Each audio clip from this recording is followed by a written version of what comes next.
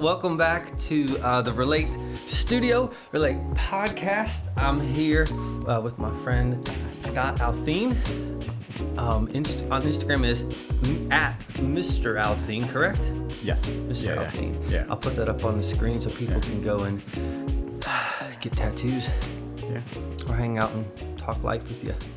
So what we've done for the podcast studio so far is we had one of my friends, Angel, who right. I think you know Angel, told a little bit of his story. He had a really tragic story and how he kind of overcame some really big things. We had our buddy Stanley, who you know. Yeah. Have you tattooed Stanley? Yeah. There's a short list of people you haven't tattooed. Yeah. Yeah. We've kind of been our guy. So we had Stanley and we talked a long time. We cried really, really quickly in. I'm going to try and not do that today, but I make no promises. But also, when you have as many tattoos as I do or you do, I think if we cry, it's okay. People give us a pass. Probably happened. It probably happened. I'm Yeah. an emo guy. Yeah. There you go. We just own it. It's all good. So when we introduce people who they are, you're a rare born and raised Savannah person? Yeah. Mm-hmm. Yeah. I've been here on and off, for, I don't know. I was gone roughly 5 years, came back, left again for a couple, and then came back. And you trekked up north. Yeah. Most of those times. Yeah, both New Jersey and New York. Yeah. So city or like city. Yeah. Brooklyn. Yeah. Okay, let's go. Yeah.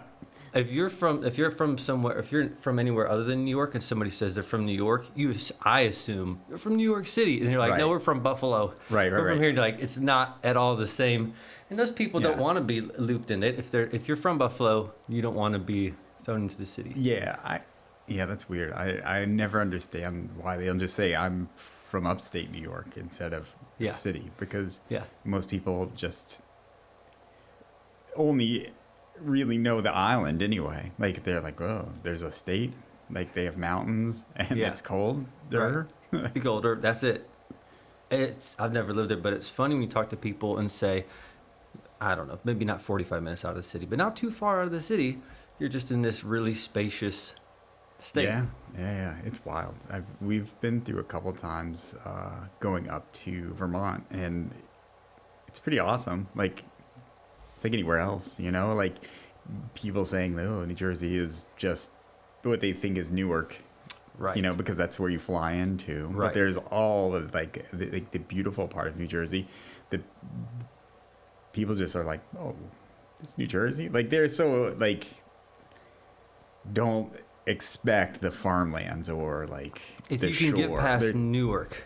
Yeah. There are parts of the shore that are not quite as cool either, but I think maybe they do that to keep people out, because if your first experience is Newark, people go, why would you ever want to live here? And you don't get past that to realize there's that and the expense of living there that will keep you out as well. That's one of the reasons we came back the second time.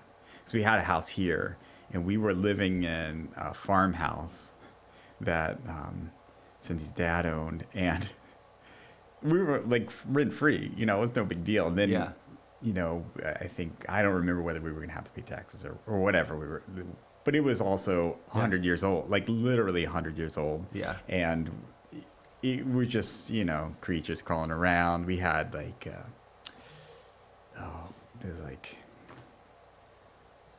not moles, they're big. Maybe they're not necessarily groundhogs. Maybe they were groundhogs. I don't remember. Yeah. But they lived under there. They'd always come out and hang out on the porch. No, okay. Not possums. Yeah. These it's weird because I think that maybe moles. I don't remember. It's weird. They have human-looking ears, so then it got real. It kind of looks really weird. Yeah. Yeah.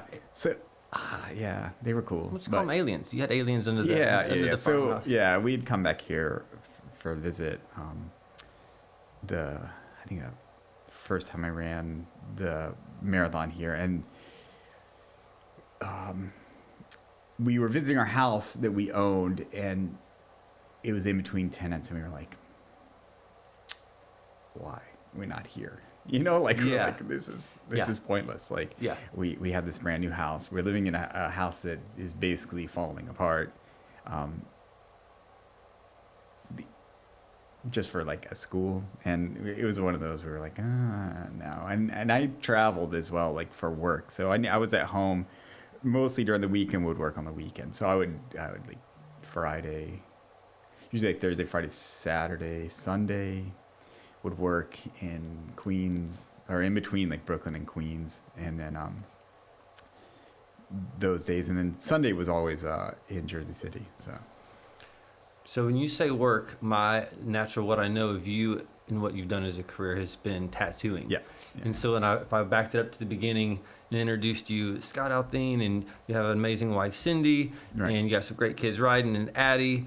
I think of you obviously as a father and a husband, and a lot of people know you by your profession as a right. tattoo artist. When you were in New York, what were you doing? So the first time we moved up, we left.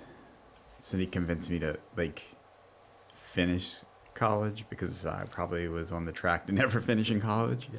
And she said that once she was done, she was moving back up to New Jersey or whatever. And I was like, oh, well, I want to live in New York, so let's go. So I finished, and then we moved up, like finish school, and you're like, oh, I'm going to be the next big so-and-so. It's like, oh, cool, I'm just going to go work at this art store. Yeah. So I worked at an art store when we first moved up, and did that, I think, about a year. It was pretty awesome. I met a lot of people, and was able to go to a ton of shows. Like I saw tons and tons of bands. My best friend moved from Florida up with us, so it was a great experience. I mean, that 5 years is, when they're like, oh, what are your best years of your life? You're like, we could pinpoint those 5 years as being the craziest, most fun. I mean, there's so many stories from those 5 years that I just recounted with my friend. He lives in Arizona now, so when I was out there, we would talk about shows or whatever, and there were ones that he would tell me, and I was like, no, maybe I was there, and he was like, no, you were there. Yeah. And then vice versa.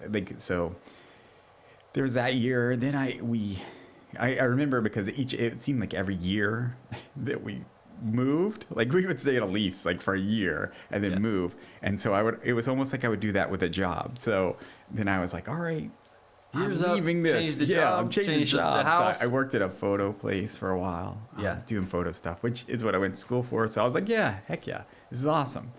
And it wasn't the great. I mean, it was like a glorified photo mat. It was cool. But it was awesome. I did learn a little here and there, and met some nice people, and it gave me the ability to be able to go snowboarding every day. Really, that's what it gave me. Paid for your hobbies. So I did that. I'm trying to remember. Let me ask you this question. Sorry to interrupt. Particular. You're working with artists. Yeah. And can I say I'm an artist? I don't know. I'm an artistic person. I like to create things, whether it's music, motorcycles, or furniture. Sure. Oh yeah, I'm like, I built that. I built this. I play that. You know what I mean? Yeah. Or video. So artists aren't always the easiest people to deal with. It was really weird. I remember went to the Christmas party once, and it was at this lady Susan Mysalis' house, and I'm looking around. I'm like, these are real real Russian propaganda posters, the real things, the wall size, where you're like, wow. I at the time I was like, I can't even afford the frame for this. The glass that went into that thing is more than probably my rent. Holy smokes. So, but with that being said, you have all this egos in the room, and they're war correspondent, photographers, and those guys, they didn't get along, for some odd reason, but they were in the same room together. It was such a energetic, where you're like, man, this is awesome. Maybe one will fight the other one or something, Yeah. And I just one of the egos will bump into the other one. And, it was wild. And I just remember one of the sorry, it was his assistant. She was like, man, he'll sit in the line of fire. Like he'll, if there's a guy and he's laying on the ground, he's shooting that way, he'll lay next to the guy and like pop his head up, taking photographs. And I'm like, no, that's crazy. But wouldn't drink the water in New York. Like, wouldn't drink tap water. That's so funny. So you're like, yeah. where are you going to put your life in your hands? Where? It's for like, the artistic cause. It's so wild. I was like, these dudes, and I was like, man, that's a cool. I was like, man, I want to live like that. Like, that seems fun. And I ended up working there. I worked my internship into a job. And probably could have stayed there. Which is amazing. That's the goal, right? Right. Is this the internship? And get treated poorly with the hopes and dreams of... I was like treated really well. Oh, like, okay, it was an awesome internship. Then. It was okay, like, great. Yeah, everybody was super awesome. Like, yeah, it was. And at this point, you're living your dream essentially. To a degree. I mean, I wasn't photographing for it. Got it. There's but no way. You were on the path. Yeah. Working you went there, to school sure. for. Okay. Yeah, and we loved it. We lived there. We planned our wedding, and then we ended up getting married.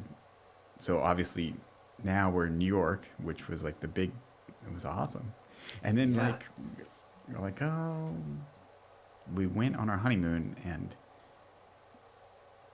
went to Paris and then London. And then when we were in London, we were like, man, these people, like, it's like 5 o'clock and people are like just done. They're just in the streets, like hanging out like this. Yeah. Why can't we live like this? Yeah. And so we were like, we could probably do that again in Savannah. And like, we were like, oh, like, let's go back to Savannah. And we're like, almost like on a dime. Like, we got back and we're like, we're out, we're leaving. So interesting that it made you think about Savannah. Yeah. And so when we visited, the first time I visited Savannah was post living in London. I get downtown, I'm on Broughton and Bull, and at the time there was a Starbucks at that corner. Mm-hmm. Yeah. And then then they remodeled it, and then they moved it a couple blocks down. But I stood at that corner and I was like, I could do Savannah. And that was the face value, because off Broughton, Broughton reminded me of the high road that we lived off of in London. We lived on the main road. Like, from my window, I could see my bank, literally, and there's the ATM, and Starbucks was, 6 doors this way, and Blockbuster Video at the time was right there. Yeah. And so it felt like that. And so except London has this thing where it's gray all the time, and it's not like a beach culture. So for us, I was like, wait a second, it can feel like England and London and be affordable, more so than London, and near the beach. Now, what I didn't factor in was the brutal summers, but there's no perfect places. So my first time in London, it was just like here. Like, it was hot. Like, it was really hot. Like, we stayed, so in Paris, we stayed in a really cool, when you had travel people, the travel people that help, Like travel agents? Travel agent, that's it. So we had a travel agent, like, set everything up. So, I mean, we'd missed actually our first night in Paris because of flights. We had a real bad time with flights for a long time, but at any rate, our first night we missed in Paris because of flights. And so, but our travel agent had hooked us up. That's when we got in an extra day in London. But she had this place in Paris that was super, like, Art Nouveau. Like, it was the coolest place I've probably, like, coolest, like, hotel I've probably ever stayed in. Like, doorknob in the middle of the door. Like, everything's, like, carved and, like, just super awesome. And also the best coffee I've ever had in my entire life in the basement of that place. Oh, that's every amazing. Day, because every day it was that, and then, obviously fresh bread. Yeah. And food. It was awesome. Isn't that amazing how incredible coffee and incredible location, like, you've got this visual experience, the place smelled like whatever, and then you have this coffee, and it somehow burns in your brain, this incredible experience. And to top it out, we were next to a chocolate store, and then right down the street, literally from the Arc de Triomphe. So, it was really cool. There's a few weeks in summer in London, probably 3, that are legitimately hot. Yeah. And not many places have air conditioning. Yeah. We had a BMW at one point, not a new one or fancy one, no air conditioning. Our flat, no air conditioning.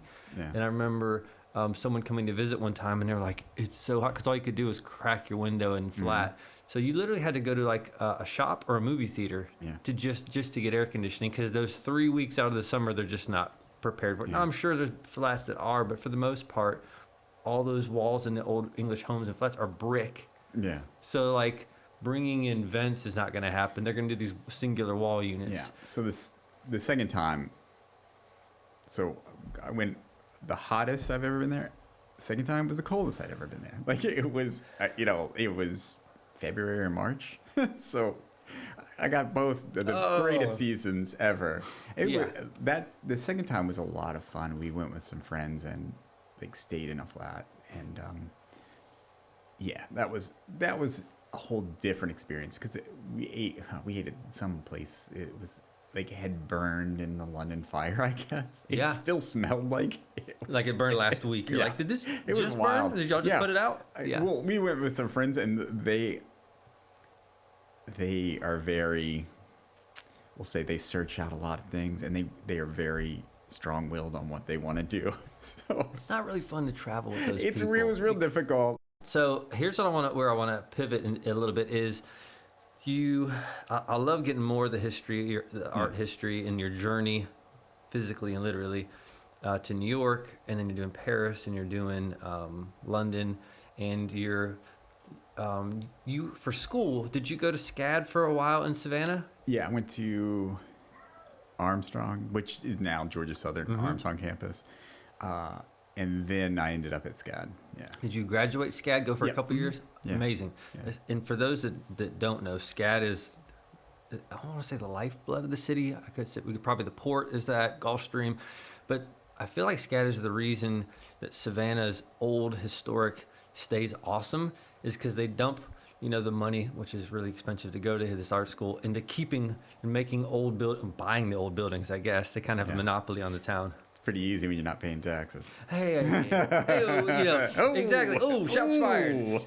But they're, instead of one massive concrete campus, and I'm sure they have those, but they're buying these cool, amazing buildings all across the town, and you can peek in, and you're just like, nobody designed stuff to this level of excellence and quality, and it makes Savannah awesome. So people from around the world travel here to go to school to get this art degree or art experience or whatever it is. So it is a pretty big deal. And you went there and you got the degree, and then you did what these kids should all be doing, for anyone who are listening, is get an internship. Yeah. Not to your junior, senior year, like get them right away along the way and stuff like that. And you did that. You're on this course. You're at one of the most influential magazine and production. I don't know how to articulate. So basically they just housed photographs, and so it would go out to any magazine, any publication, any news source. Influential stuff from it could be National Geographic, could be Time, could be whatever. So you're on that track. You went to school for it. It's your passion. You're in the houses like you talk about, where here's this art that could never afford, and bumping into egos, and then what brings you back to Savannah, and then how you got into the form of art that you are in now, which is tattooing is a big aspect of it that kind of does your livelihood. Yeah. So what was the transition to that? Okay. So first, I'm trying to think of which time came back. Okay. So the first time we came back to Savannah, Savannah does not have a photo job. Like there's no job. Like I'm not gonna shoot for the newspaper. Like there's not, I didn't have the funding to just be like, I'm just going to be an art photographer, or, do whatever I want to do. Yeah. And that was then, I think maybe now it might be possible, but we're in 2000 maybe at this point. When you guys came back to Savannah. Yeah. So it was the internet was just still new. Yeah. There was you're still being scammed by this and that. So it's like you didn't want to, you were very cautious. And so that's sort of how we played it. Like I ended up working at a sign shop, and that was cool. I made vinyl signs. And so I have that, and I can do that. And I started doing it on my own as well. But I was like, this is just not good. And I don't remember if it was Dixie Crystal, Diamond Crystal at the time. I think a Diamond Crystal. They were looking for somebody that they didn't call a graphic designer. It was like a graphic artist. And I was like, well, I know how to use a computer. Yeah. You know, like right. I know the programs. Mm-hmm. I can, and I knew, and I have enough friends that are graphic designers. So I was like, I'll just, so I not necessarily swindle my way into that job, but we've all had to. I was like, I can do, like it was just basically putting logos on sugar packets. It wasn't like rocket science. So I was like, I got this. So you sacrificed a little bit of art for, right. This will pay the bills. Right. Yeah. And it paid the bills really well. So like, right. I was able to do like sign stuff on the side and then do this. And it was cool. And at the time, Cindy decided, she went to school for fashion in the beginning. And she had the normal, like she was pattern making in New York. So, we were working in our fields. It wasn't like, why we were like, oh, let's go back. Like, this is a great career move. Yeah. Things happen. But so she's like, well, I think I'm going to go back to school. So we might have been here about a year before she decided that. But she was going back to school for graphic design. And did she go to SCAD for that? Mm-hmm. Or did she yeah, gotcha. So second degree at SCAD. Oh my word! So I'll pause real quick and say, so Cindy went for fashion, which I didn't know. Yeah. Which makes sense because you and Cindy both have great fashion and great style, and me and Stan and other people joke we're like we're never gonna be as cool as Scott and Cindy. You guys just have fashion that's not really Savannah fashion. It's kind of, I don't know. Like I would say LA, New York, London type fashion, which I always think is cool. And I always tell Stan jokingly, I was like, we'll never gonna be as cool as Scott. You know what I mean? So but a lot of it's because it resonates with me because music scene influence, tattoo, motorcycle, all those things, you can see it. I'm like, oh yeah, I get where a lot of this is coming from. Not all of it. I think everything like just goes back to like me skateboarding like for years and years and years and years. Then everything goes back to that. And skate culture connecting with music scene, right? Connecting with tattoo culture, connecting with all those kind of mediums, Yeah. And there's motorcycle stuff and all that. Yeah. And that was a good thing, like too, like getting back to that job. Like I also gave me the time. Like I'd be off at 5 and like go skateboarding until whenever, and like that was pre-kids and that was a good one for a while. Like, and then Cindy was doing school. At some point, I was just like, man, this job is terrible. Like, I couldn't. I mean, there were days, and at this point, we're well beyond the 7 years. So I would just close the door and like, I wouldn't lock it, but I would just fall asleep, like in there. So it was like, what? How many sugar packets am I going to deal with here? Like, right. Really? Like, and that's all they had me, like there was tons of stuff like, so with that being said, at the time I became friends with someone that was tattooing, and I showed interest. I had tattoos and had been getting tattooed, and I was like, oh man, it'd be cool to be a tattooer, but I never knew. And honestly, I was like, that's not gonna happen. And then one day he started showing me how to paint like the flash, like the stuff on the walls. And so for people that don't know, for people who haven't got tattoos, flash is, like you said, some of the art that's on the wall. Yeah. So like original art, so we were just like repainting old stuff and whatever. And so I learned that side of it. And he was like, man, maybe you should apprentice. I was like, I don't even know like how that would go about that. And he's like, go get some drawings together, show so and so. So I did that, and this person was like, nah, I'm just not, like, basically he should have just said, nah, I'm not interested and don't bother me again, which would have been a whole lot easier than being like, oh yeah, come back and this and that. The friend I was painting with, he was tattooing, but he was very early on, and so he was like, I'm not apprenticing you. I was like, I get it. Right, so no big deal. And then somewhere in there, in that time period, Cindy had finished graphic design, her degree, and he tells me, oh, our counterperson's leaving. She's doing something else. Maybe you should work here. And see if you can get an apprenticeship out of it. So I was like, I kind of threw that out to Cindy, and she was like, I was like, you can have my job. You can go into a graphic design job. Yeah. Like, that's awesome. You're like, you can have mine. I don't care for it, but you can have it. Yeah, right. So, and she was pretty like over it, and she was a good sport. She did it, and then she's there. She's still there. And killing it, and she's doing an amazing job. Yeah. I ended up getting into the apprenticeship when Jeremy got there, and then just sort of bounced around quite a bit. Like, that shop didn't last too much longer. And something about the counter guy maybe drove it to the ground. Probably is me. Probably. Because everybody left and went to another shop that they opened, and I got no invite. So I was like, oh, cool. Shoot. So, it's hard to let that certain, like, the ego part of that go, and I, at the time, like, I didn't look at it that way. Now, if I look at it now, I'm like, oh, it was the ego. Like, that these guys, like, really, like, you couldn't, like, I'm not good enough. Like, why, like, I wouldn't continue on, like, a proper path or whatnot. So, and you had every excuse at that moment to go, okay, maybe the tattoo thing isn't right. So then I was like, oh, all right. And then I ended up at a terrible place, like a terrible shop, and really was like drowning. Like, I was like, I don't know what I'm doing. Like, I got enough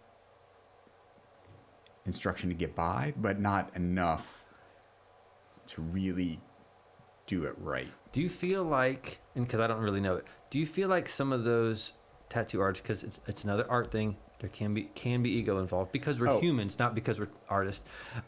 Did you feel like they just give you enough, but don't necessarily want to bring you along and don't want you to get better than them? Is there that at all? I think to a degree, yes. But I think at the time, like, tattooing was, it was so different then than it is now as well, because it was that there were way fewer tattooers. This is back when if somebody had a full sleeve tattoos, they might have been a biker, or they might have been this. These days, if someone had their arms completely tattooed, or their legs, they were a tattooer. Like, it wasn't like Tommy's mom picking him up from school. Where these days it is. Tattoos, yeah. I don't want to say tattoos mean nothing, but they mean less.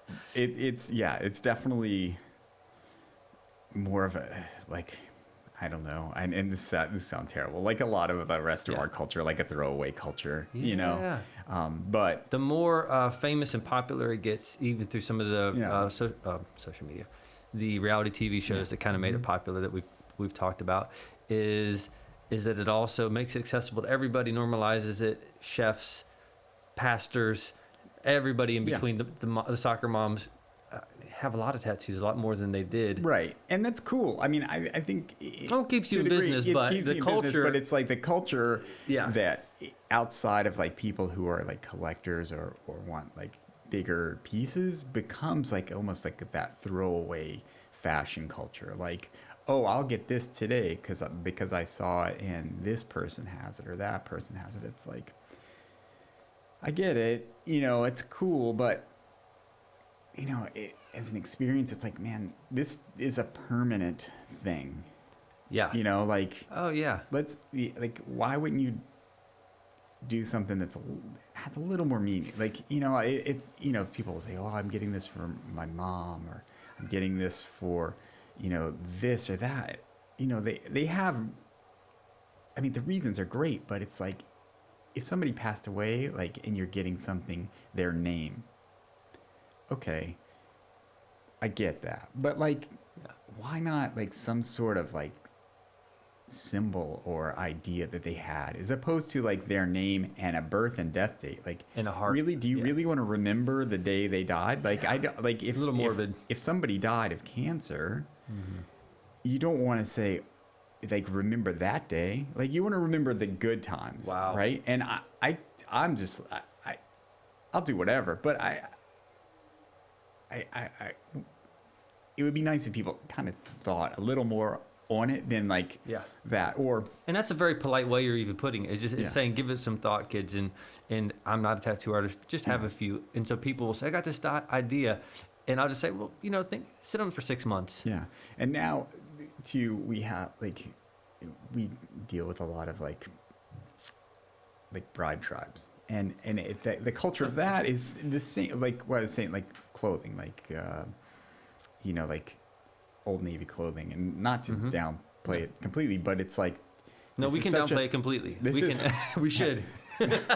This is such a throwaway like thing. Like it's a one season maybe kind of clothing, and you're throwing away. And we're running into problems with this. Like there's problems. Like it shouldn't just be thrown out. Like there are people that are in need, that do need clothing. Like regardless. Like it doesn't have to be cool. Like if you were homeless, like, or in need of help, the cool factor is right out the window. That's it. So, but so many people, I think, because it's so easy and it's so cheap to get, like, oh, I'll go get my like $10 Old Navy jeans, and then if I don't like them, I'll just literally throw them away. Yeah, it's like, no, like it's weird things like that. We talk about cheap, like, and it being equated to quality, and I was the king of the sale rack or getting a deal, and a lot of times it was in the long run, the most expensive way, because you either compromised on a size, a style, or quality. And when you bought that over and over and over, you should have just bought the nice exact thing with the better quality first off and kept it for years. And we could talk jeans and fashion and how they last.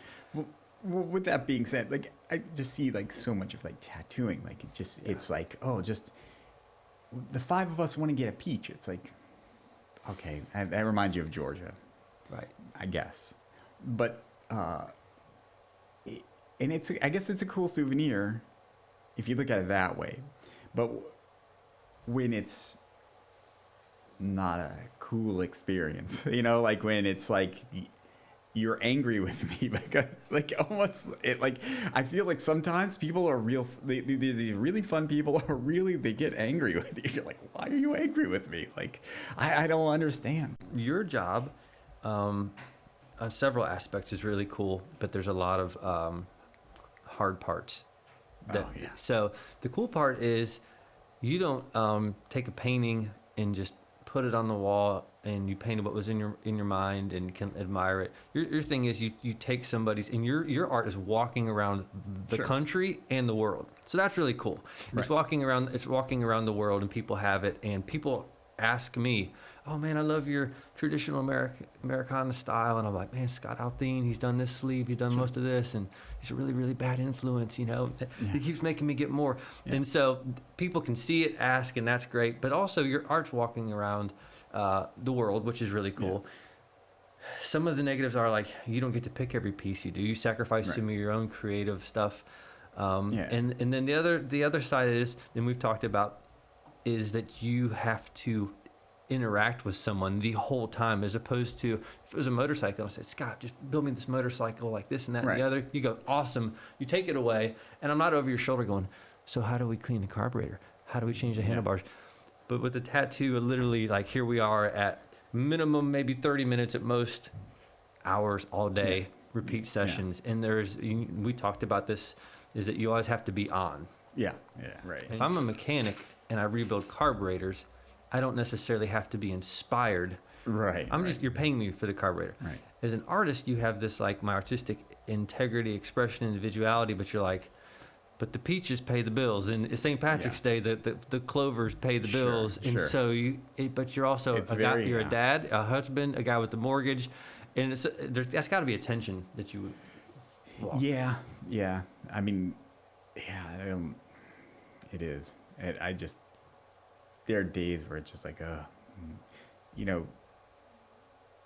old, if you love your job, you'll never work a day in your life. And, people are always like, oh, you must love this. Like, you don't really work. It's like, well, I mean, yeah, I'm working right now. Like, this is what you're getting as a job to me, and something fun that, like, I mean, my fun might be a little different, but even if it's not, say, the style I like to do, but it's a fun thing to do, then yeah, I'm having a great time. But if it's like you want letters that look like a squiggly line that came, like it's something like you found on Pinterest or like over time, this thing's just, why not I just make a line and we're done? We'll just fast forward the process. Yeah, because eventually it's going to be that way. Yeah. Like, and it's one of those things. Like you also like.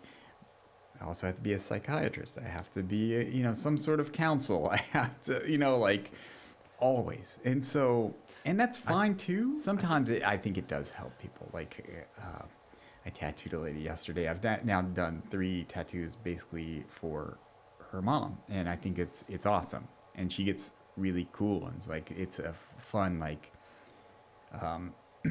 she like, I think it was, I can't remember the exact story about if it was Elvis or not, like their mom, but she, instead of like the lightning bolt with it taking care of business, we did a lightning bolt with their mom's initials. And then we did a mom heart. And then yesterday we did like a butterfly and then her mom's handwriting. And,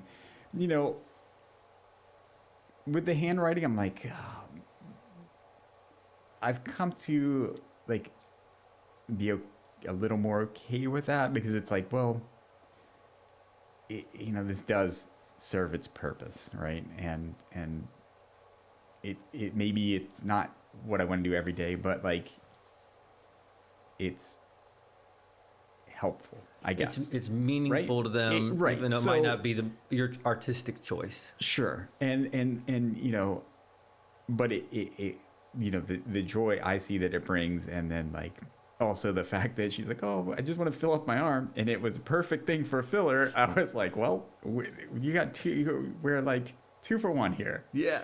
And was able to put something else in there that was a good like filler. And it was a lot of fun and a really fun person to have, like, to talk to and like just like talk about like, like I think the first couple of times we were talking about podcasts and traveling and running and stuff like that. So it's that vibe. Like then it becomes, I don't care what you get, like, because it's going to be fun no matter what I'm doing. Right. So that's probably like the sweet spot when you get that. We're like, hey, we're going to sit here and we're talk having a music, good time. Travel, and what we're tattooing is almost secondary. Right. It's a product of this journey that we're taking. Yeah. It's a strange thing, because then I might get someone that just, they are like mildly inebriated and they want this, and it's like they're not necessarily not angry with you, but there's a weird tension sometimes where you're like, you're not fun. Like this. Why would you have tension? We should with be here having fun. Like this is like fun, and then sometimes it's like you're having too much fun. Let's sit still. Listen, this is indoors, right?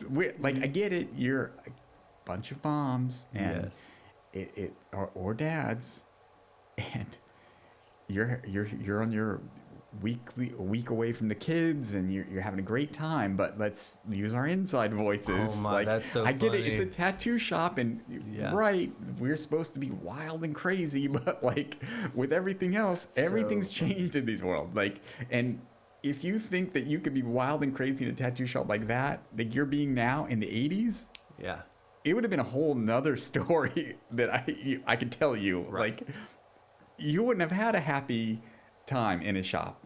In fact, more than likely, you would never have walked into a shop. 100% right. And so that's where, sometimes you're like, I don't know where to draw the line. Yeah. Like, I don't know how to tell you, like, what do you do? Well, something really interesting. I had asked you this last time. I don't know why. I should have known this. We talk a lot and never shortage on conversation, travel, music, all the things. But you're an introvert. By nature. And so to put this introvert artist in this setting where your art is displayed with having to do someone else's art and communicate, talk, or listen and be somewhat sincerely interested the whole time is pressure. And the thought with this podcast was that a lot of people, when they're getting tattooed, at least the first one, have meaning. and it's remembering someone. I wanted to do my family's crest, or people are reaching for that first one to get started. When you've got a bunch and you're like, well, I got some open space here. Can we just throw like an arrow or a sword or a skull? And so I can do that. Where like the first one, like meaning. Well, that one's just because it was cool, and that's all right. And there's just art too. You go to art, but people a lot of times have meaning, and they're going to tell you, oh, I'm getting this because of my mom or someone that passed, and you have to almost keep your empathy thing turned on, like they're not the fifth person that day who got someone because of their someone that lost. But and I think the story part of it that came from the TV shows, because it was like, you know, people like, it was like a switch, and I actually remember working in, I think, third shop I worked in, where the show would come on, like, I don't remember whether it was Miami, it had to be Miami Ink or something like that. And I would think, oh, they did koi fish last night. I guarantee someone comes to that door and wants a koi fish. And sure enough, every time, every week, you would have like, so say it was a Thursday night, Friday, you're doing whatever something. And that was, it was funny. And I would laugh about it because I was like, oh, I'm definitely down to do a koi fish. But then the stories started coming. Like, we're not being filmed here. You don't have to tell me your story. We're good. Like, we can talk about the weather if you want. Because the reality TV tattoo culture shows, obviously the content was a lot of it based on the stories, because the show's not long enough to watch you do the entire tattoo here. No. So instead, let's focus on the conversation and the tattoo artist's empathy and interest. And now you're all of a sudden like, guys, there's a new job expectation that I didn't necessarily sign up for. And in the grand scheme of things, it's boring. Like, it's literally boring to sit and watch someone get tattooed. Like, when people bring their friends, I'm like, why? Because it's boring. Like, I've been in a shop, you know, like when I was getting tattooed, or go with a friend, and I was like, I'm just going to go get pizza or something. I'm not sitting here. No, not the whole process. I'm going to sit and watch you draw on this guy for hours and hours, and that's it? Like, which is actually funny, because as it carries over to like mechanics and stuff, like motorcycle mechanics, they'll say, well, it's X amount if I do it, and X amount more if you stay and watch. And I think it'd be funny because people want to watch, but they don't realize the length of the process, the printing things out, the resizing, the cleaning. There was all that too in the beginning, like the expectation as well, because you can cut anything up and make filming look like it took 10 minutes when it took 8 hours, you know? So there in the beginning of all those shows, there was that expectation as well. And I think there's still some expectation that you can basically do anything. Like the changeover from walk-in, like the theory of what a walk-in is. Like when I was younger, when I walked into a shop, it was you pick something off the wall. Flash, whatever was available. And that's fine because, really, somebody painted that. Somebody drew that. Like, it's original art. Like, I'm not going to say that it's not. Like, just, and then, then it turned into, well, I'm not getting something that everybody got on the wall. But here's this, like, I found, right? And they might have a printout, and you're like, well, give me 2 minutes. I'm going to search Google, and it's right there. Google picture number 2. Right. So off the wall or off the laptop. Right. There's no difference. So, but now, like, I think people expect, like, you to be able to, like, oh, I'm going to walk in and I'm going to get this half sleeve, like, or koi fish, or, a giant one. And it's not, this is my picture. I want this, like, from this picture. And it's like, well, then that's not necessarily a walk-in. Like, a walk-in is if you walk in and I can do it. What do you mean? What do you mean? It's so strange. It's just like it sounds. It's just part of I maybe complain about it, but, like, it's just part of the culture. In all reality, everybody wants something now. Like, it's like there's no wait.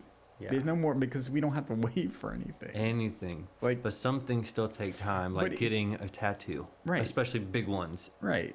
I mean, you have to come back and. It's so, like.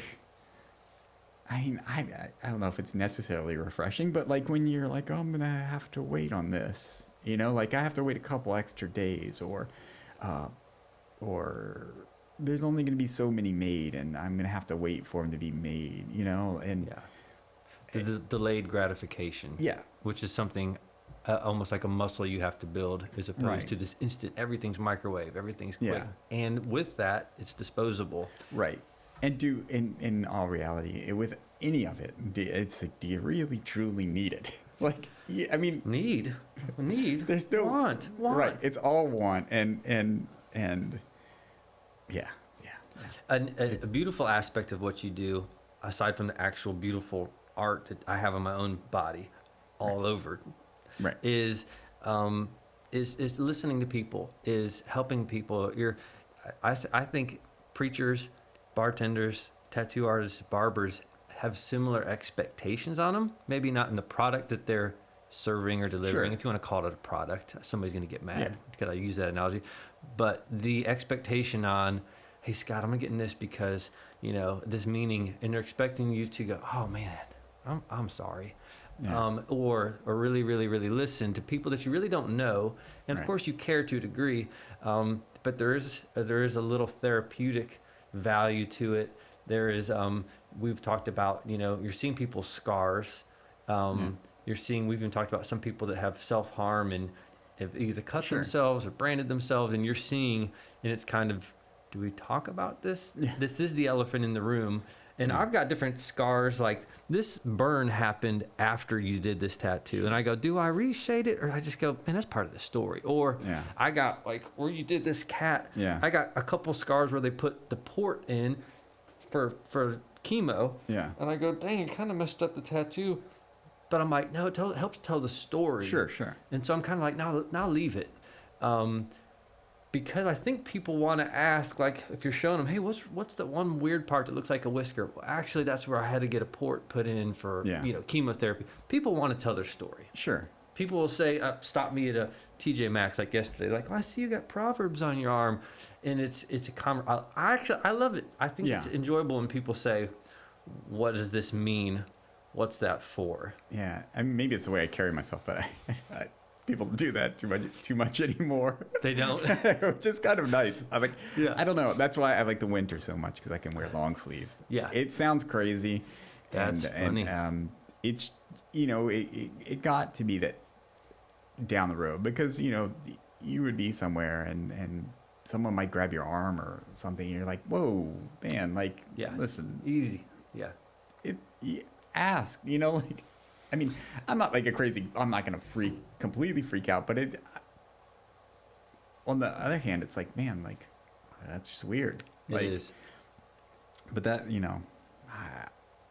and I don't mind if people did or do or whatever, like, but, like, I think I get more, it's more of a recognition, like people see it, and that's, like, they just kind of put you in that category, and they know that's how they know you.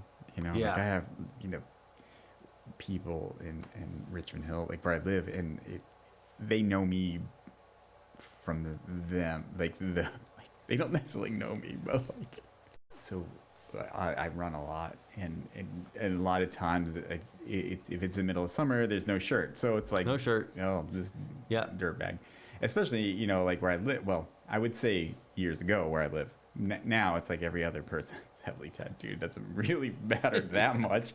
I think they're Sorry, like, we've diminished they're so the more meaning. weirded out by that I run as much as I do. They're not weirded out by the tattoos, Yeah. but by the run. They're like, well, I saw you here and then there and here, and how far are you going? And I'm like, An ungodly distance. Yes. Why do you run so much, Scott? Right. It's lots of reasons why that too. Yeah. But, no, so like people will come up and they're like they'll just know me, and like, I feel bad because Addie and Bryden get it most. Like people's parents will know me because of that, and like I don't know them per se. Yeah. But they feel like right. Like they know I've you. you. There are certain people I've never met, and they're like, they know more about me than and I'm like, that's weird. Yeah. And I don't know, maybe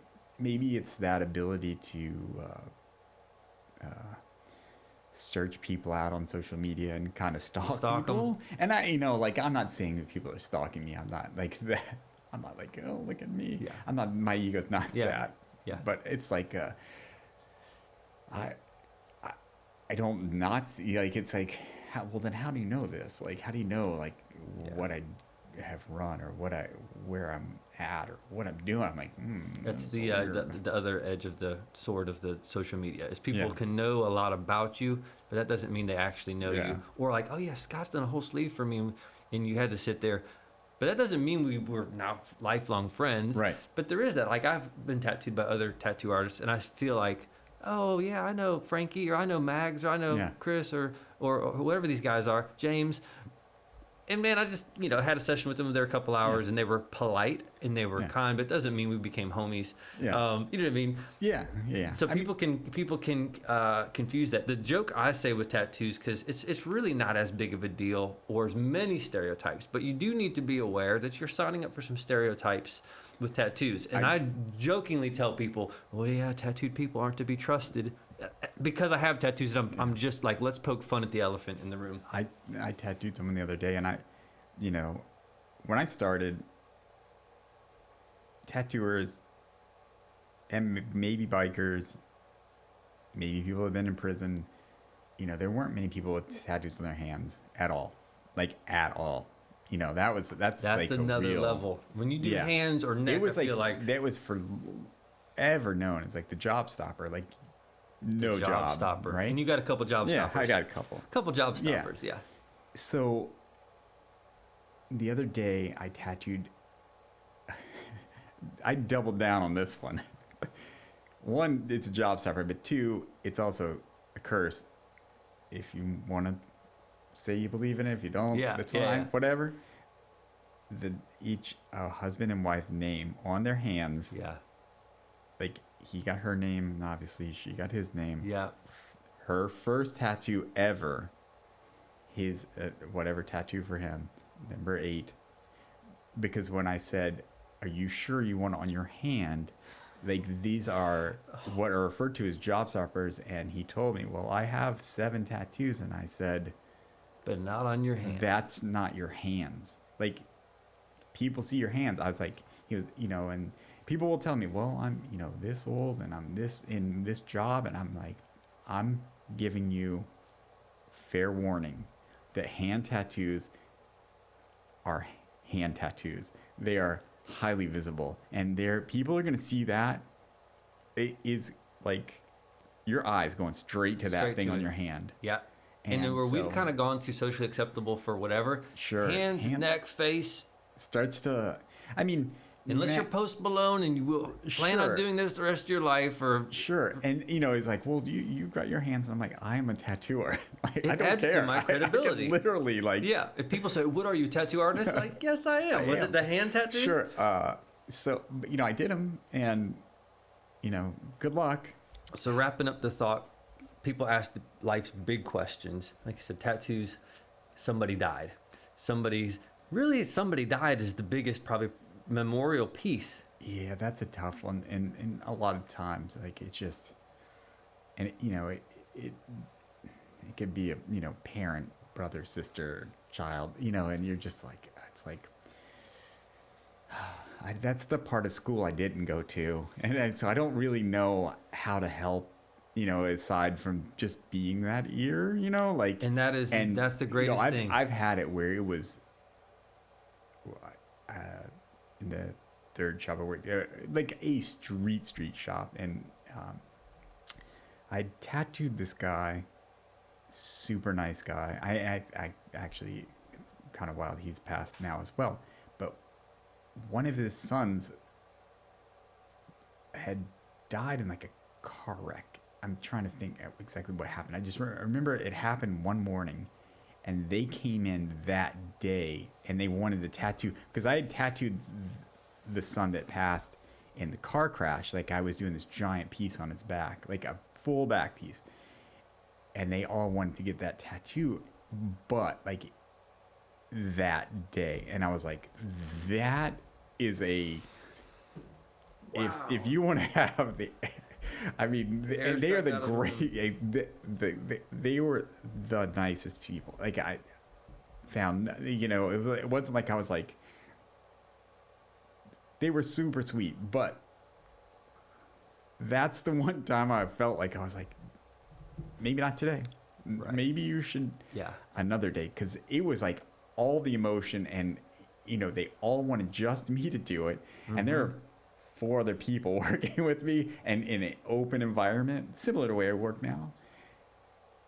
And I was just like, I could just see in everybody else's faces, they were just kind of like, what do we do? And it's to me that also reinforces the significance of what you do. You think I'm an artist, I'm an artistic guy, but because you've built a relationship with the family and the history, the first place they turn to, and if they weren't religious or this was you. Yeah. Is their guy, not just, and they may have been coming to get a tattoo, but what you do is significant, and it kind of takes these moments, makes them forever. So there's a lot of pressure, but it's also a massive privilege that you're like, I was the first guy y'all came to. That's amazing. Yeah, it was pretty wild. Like that's, it's funny because people always ask, like, what's the craziest thing you've ever tattooed? What's the craziest experience? And like,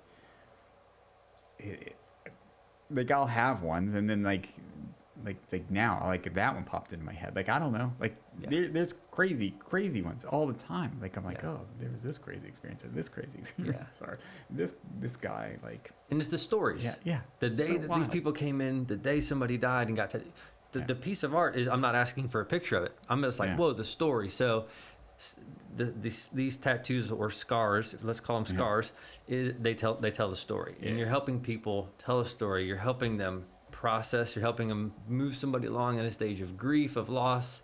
That's crazy. It was wild. That's crazy. It's wild. And so every day you got this. So, dude, you have an incredible story. I think about it all the time when I drive, because it happened on the Veterans Parkway, the one that goes from the south side to the downtown. Yeah. It's weird because it happened there, and I all the time I'm like, man, this is weird. It's like one of those like memories that like locked in. Yeah. So like all of that's locked in. Like the coffee in Paris and the whole thing, but in a much more morbid whatever way. Yeah, that's why I've had to like because a lot of I would think at the time, like it was Facebook and probably MySpace, or I don't even remember, but like that social media. So like being friends with the dad and the sons, and so now I'm like, sometimes you'll see things, and I'm just like, what, that it's things like that too that I need to stay off this, like that part of social media, or I see things, and those memories I just want them to stay as a memory in my head, and I don't want to on repeat, like where I see it again, or I see like them say something about the thing or this or that, and I'm like, I need to like somehow separate from the two, because you get that too, and so like you're also reliving anytime that somebody else is reliving, so you're like, oh no, like I have my own life, right, and you're like, this doesn't give me much margin and emotionals to process what like, my own life has. I got my own problems, like I need to worry about them, and like, that's it. Nobody ever thinks, I wonder what kind of day Scott's having. They're just like, dude, you're here to do a job and help me commemorate or whatever my moment. And you could have had the worst day of your life, week of your life, season of your life, and you still have to go, I'm here to listen. I'm here to create an amazing experience for you. So that's but thank you for what you do. Obviously, I think you do incredible art. I get compliments everywhere. I love the tattoos, but you create an environment and a vibe through who you are as a person, through someone who listens, to just there. Not all tattoo shops, a lot of it's intimidating walking in. Sure. Some of the artists are tough to read, tough to connect with, and I think you make it accessible, you make it relational, which is such a great thing, and I love it and enjoy it. And so I appreciate you, and you're helping people tell their story. You've listened, and probably if we could audition to the lines of thousands of people, they'd be like, man, that time Scott, and he just listened. And people don't always remember what you said, but they remember how they felt while they were with you. And I think, well, there's a couple that like, man, that guy was a jerk. well, some of those people were probably drunk too, or mildly inebriated, or both of us were drunk. I don't know exactly, whatever it was. But anyway, so I think your story's incredible. I think the influence of what you do is really amazing, and I'll be back for some more tattoos, clearly. So thanks for your time today. I really appreciate it. We had fun. We had like crying babies in the other room. Now we have the world's largest IMAX on the other side of this wall. We're in it, and once they cue that up, it kind of turns into like a not a hurricane. What's the other one? Earthquake. Because it's a lot of speakers. So, anyways, seems like scary things. I mean, fall off the wall. All the things will start shaking cameras and all that. So, appreciate your time, brother. Yeah, of course. Anytime. Thank you, sir.